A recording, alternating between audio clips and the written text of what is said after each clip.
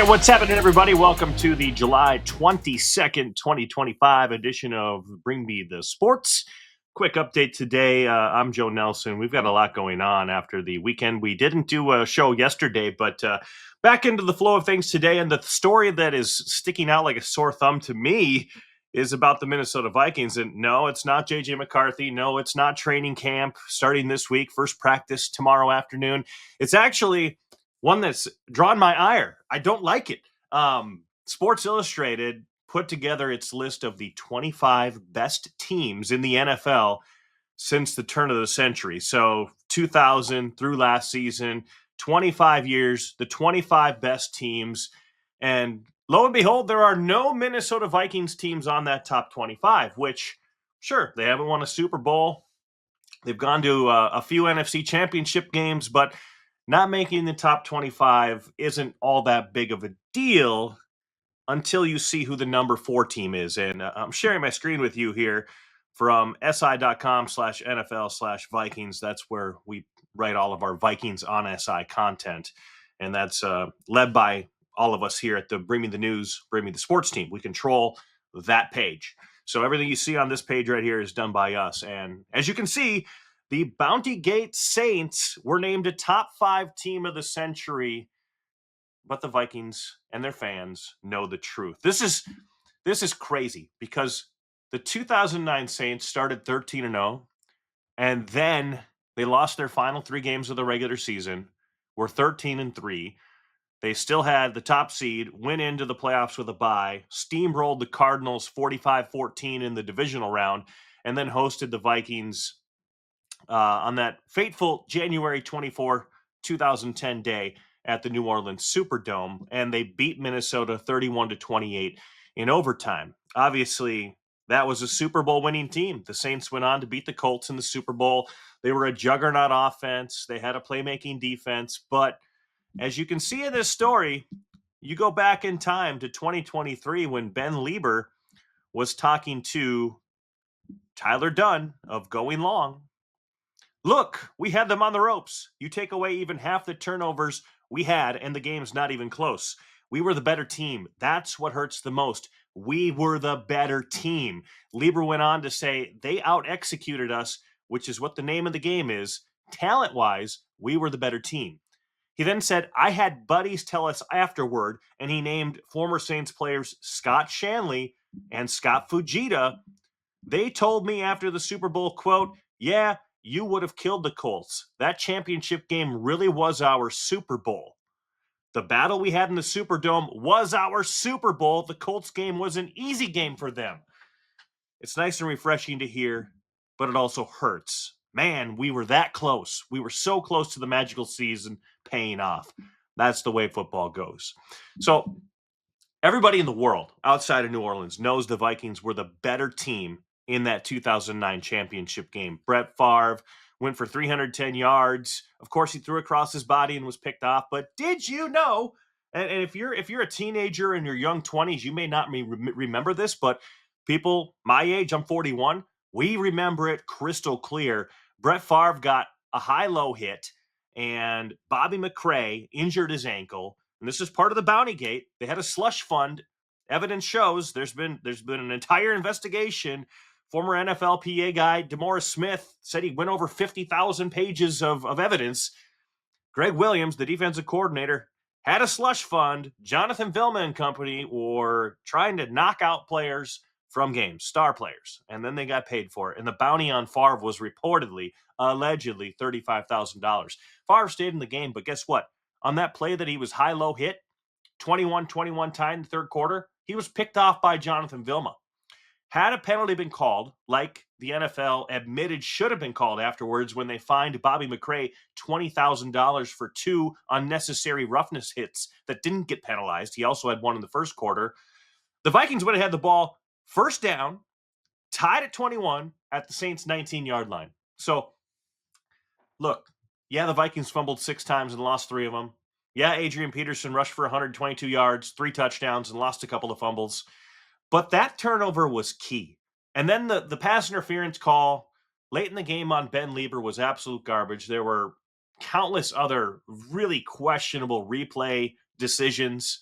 The Vikings didn't get the ball in overtime. The Saints went on a 12-play drive and won it on Garrett Hartley's 40-yard field goal. We all know the history. But the point is that it's insane that the Bounty Gate Saints are the number 4 team in the NFL since 2000, according to Sports Illustrated. Hey, look, we're working alongside Sports Illustrated here at Vikings on SI, right? We're kind of a branch under the bigger Sports Illustrated domain. But that is bat bleep crazy because the Vikings were the better team. They lost the game, but come on. The Saints were not the 4th best team of the last 25 years. That is garbage, and everybody in Minnesota knows it. That one just kind of stings. Later today, I'm going to be going over what's happening with Everson Griffin. He's got some more stuff in the courts, so we'll have that later on. But I don't have a story up on that quite yet. But I also thought this was pretty interesting from Monday Morning Quarterback. 7% of the all-quarter century team voted on by the panel of 6 or 7 writers for and managing editors for Sports Illustrated's MMQB had Vikings players on it. And they are! Adrian Peterson made the second team. Only LaDainian Tomlinson was ahead of him. Fair enough. Randy Moss was on the first team alongside Calvin Johnson and Larry Fitzgerald. Damn near a unanimous selection. That makes sense. Steve Hutchinson at guard was second team. I think he had the 3rd most votes among guards. Jared Allen was second team. There were 3 edge rushers on the first team. I think it was Myles Garrett, Julius Peppers, and J.J. Watt were first team. So, yeah, very deserving. Kevin Williams was in the others receiving votes category at defensive tackle. I think the only questionable one ahead of him was Tampa Bay's Geno Atkins.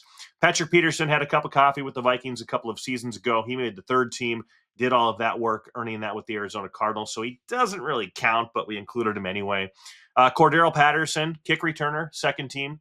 5 of his 8 or 9 career kick returns for touchdowns came while he was with the Vikings, starting in 2013. 4-time Pro Bowler at that position. Phenomenal.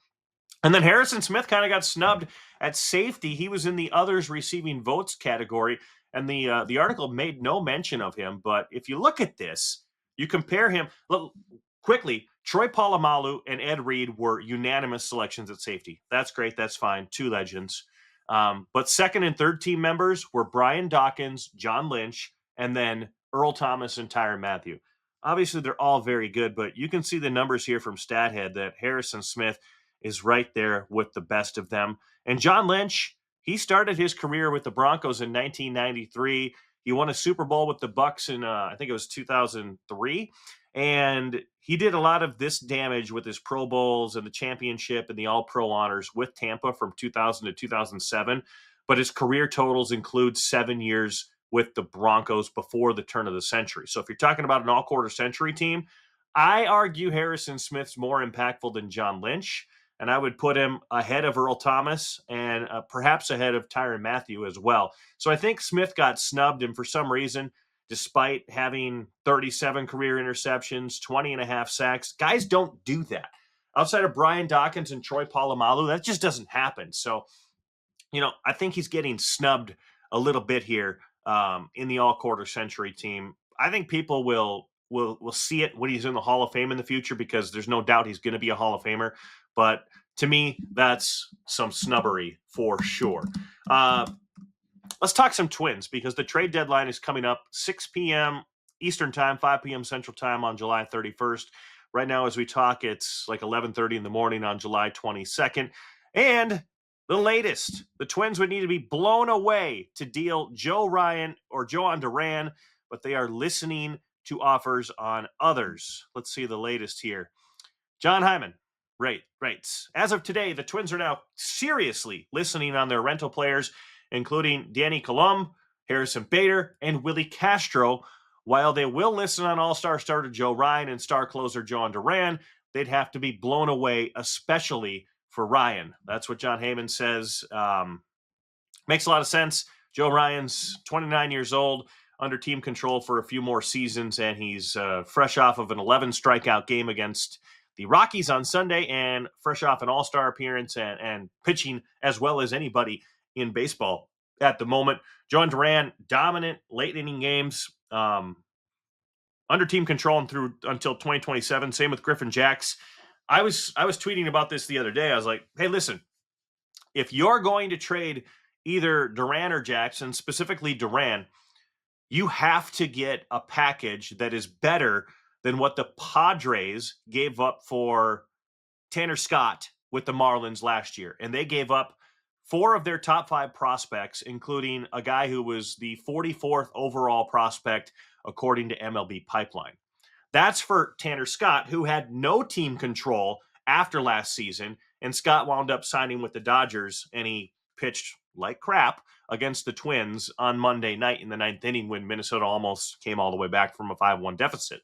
So if Tanner Scott is worth that, then if the Dodgers, let's say, hey, we want Yohan Duran, you got to give up multiple top 100 prospects and maybe an MLB ready player if you're going to make a deal for a guy who is as dominant as Yohan Duran and under team control through 2027. And I damn near say the same thing for Griffin Jax, who has 66 strikeouts in 41 innings this year. That's crazy. Now, his ERA is a bit inflated, close to 4, but how good Jax was last year and with how good he is this year, giving up a few long balls is the only difference between him having a 2 ERA and a 3.92 ERA. So the strikeout numbers and the late inning dominance is something that teams are going to have to pay for. I don't see the Twins trading Joe Ryan unless they get somebody like Roman Anthony, who the Boston Red Sox top prospect in baseball. They're not going to give him up. Maybe the Phillies give up some of their elite prospects who are closer to MLB ready, like Andrew Painter, 6'8", I think he is, right-handed pitcher. That could happen, but all in all, the Twins, after that loss last night, still 5 games back, but that deadline is looming, and they might be in sell mode, and that might spell the end of any playoff hopes this year, and fans will be looking forward to seeing what ownership transition takes place in the coming months. Not a lot of other Twin stuff to talk about at the moment, but we can talk Gophers because this is rather interesting. I haven't even looked at this yet, but Tony Liebert, who does a great job covering the Gophers for Gophers on SI, he put together the all-quarter century offense. Let's react to this live, okay? Because I have not seen this yet. Quarterback, first team, Adam Weber. Second team, Tanner Morgan. Third team, Mitch Leidner. Since 2000. Oof. Man, I don't know about Leidner. I would think I think Weber's obviously the first teamer. Tanner Morgan's a fair second teamer based on his 2019 season, but he wasn't very good after that. But I would say, was Assad Abdul Khalik? Late 90s, I think. Did he crack over to 2000? Brian Cupido might have an argument here. Otherwise, that looks fine. Running back, Mohamed Ibrahim, Lawrence Maroney, David Cobb. Honorable mentions, Marion Barber, Rodney Smith. I would say Marion Barber's got to be on that list. Ibrahim has the stats, but if you're talking about pure talent, it's Maroney and Barber at the top. Ibrahim, Cobb, and Rodney Smith, they're right there as well. But not ahead of Maroney and Barber. That's the best 1-2 punch in Gophers history. Wide receiver, Tyler Johnson, Eric Decker, Rashad Bateman. Hard to argue that. Daniel Jackson right there. Ron Johnson, who was late 90s, cracking over to 2000s. That's solid. Tight end, Matt Smith, Max Williams, Brevin Spanford. Tough to argue that at all. Offensive line. Okay. All right. Ariante Ursary at left tackle. That's really good. Going John Mike. He's not going position specific, so just 5 offensive linemen. You've got Ursary, who was drafted this year early. John Michael Schmitz was a first-round pick for the Giants. Greg Esslinger was All-American. Blaze Andrews was very good. And Daniel Falele with the Baltimore Ravens now. Yes. Yeah, that's pretty good. I can't really argue any of that. But if you have any comments on that, check out our social media pages. Bring Me the Sports on Facebook or Twitter. We have plenty of reaction there. Let's do one more story because this one's actually pretty critical over at bringmethenews.com. We go to the old sports section, and we find this one. Headline, Kirill Kaprizov, wild, not close on contract extension, insider says. That comes from The Athletic's Michael Russo, who was on the DFO Rundown podcast on Monday. He said, quote, Bill Guerin has been extremely publicly confident that they are going to get it done, But from what I checked on the last couple of days, they are not close. He indicated they're going to take a little bit of a break and then resume talks when Kaprizov returns to Minnesota. He's currently over in Moscow. Let's see what else he says. Russo says he's, by the way, Russo for a while has been saying that Kaprizov's going to become the highest paid player in the NHL. I think he's definitely going to surpass Draisaitl. This is one franchise that has never had a superstar like Kaprizov. It is imperative that they get him done, and it's not going to be for $14 million annual average value. He will become the highest paid winger in the National Hockey League. The question is how much and how long, and if he does it. Does the if he does it mean if he signs it? Sounds like they want to get it done. Yeah, here's the breather quote. This is good.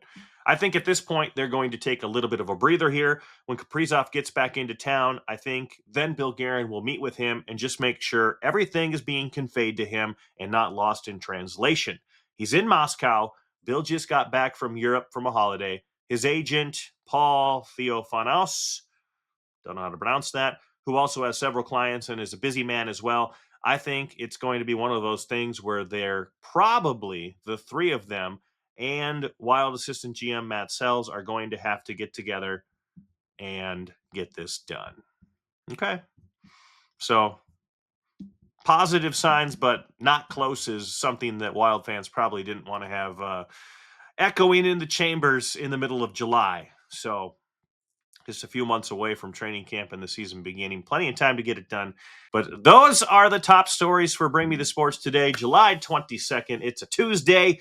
And that's it for now. We'll be back tomorrow. I hope you like these updates. They're kind of fun to chat about and just kind of hash out what's happening in Minnesota sports. We're covering it all.